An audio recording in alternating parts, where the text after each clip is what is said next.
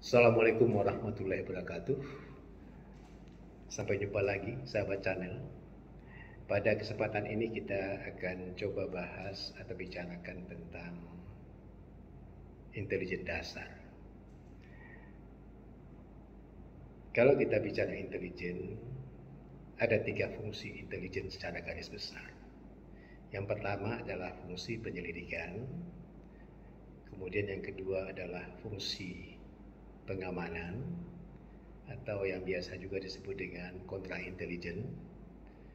Kemudian yang ketiga adalah fungsi penggalangan atau cipta kondisi.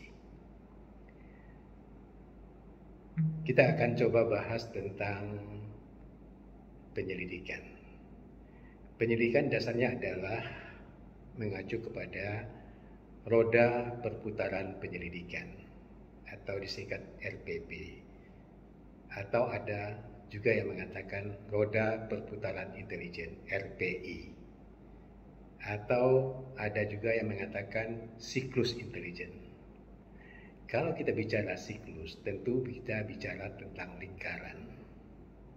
Nah, pada roda perputaran intelijen ini kita bagi lingkaran itu atas 4 kuadran. Kuadran pertama adalah perencanaan, kemudian kuadran kedua adalah pengumpulan keterangan, kuadran ketiga pengolahan analisa, kuadran keempat penggunaan ataupun penyajian. Kita masuk kuadran pertama. Pada saat kuadran pertama ini adalah kita merencanakan keterangan-keterangan apa yang kita butuhkan, informasi-informasi apa yang kita perlukan, atau perkiraan intelijen apa yang kita butuhkan, yang kita perlukan. Rumuskan secara matang di situ, sehingga pada saat full bucketnya semua bisa dilaksanakan dengan baik. Kemudian kita masuk kepada kuadran kedua, pengumpulan keterangan. Di sini ada kita bicara bapul, badan pengumpul, kemudian teknik-teknik pengumpulannya. Kalau kita bicara bapul, tentu kita bicara aksesnya. Bapul ini atau orang yang kita suruh ini punya akses gak terhadap sasaran atau target pencarian informasi yang kita harapkan? Punya kemampuan tidak? Kemudian kalau kita bicara caranya, teknik apa yang digunakan? Apakah penyadapan atau menggunakan teknik-teknik lainnya? Nah, setelah informasi dikumpulkan, dibuatlah laporan informasi oleh badan pengumpul ini dan disampaikan kepada analis pada tahap ketiga. Analis akan mengolah informasi ini, kemudian memilah-milah informasi mana yang dibutuhkan, informasi mana yang tidak perlu. Nah, setelah dipilah-pilah, terkumpullah informasi yang pas, yang cocok untuk bahan analisa. Kemudian informasi dianalisa, kemudian dirumuskan dalam bentuk produk intelijen.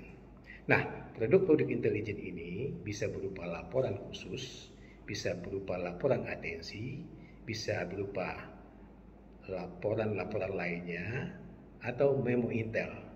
Yang pasti adalah produk-produk ataupun yang bermanfaat dan mudah dibaca, mudah dicerna, sehingga siapapun yang membaca bisa mengambil kesimpulan, kemudian bisa mengambil kebijakan.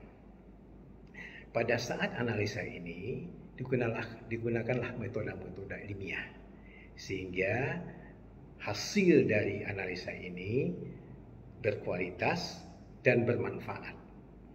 Nah, setelah produk bahan analisa, bahan olahan ini selesai, disampaikanlah kepada pengguna ataupun pimpinan yang membutuhkan informasi tersebut.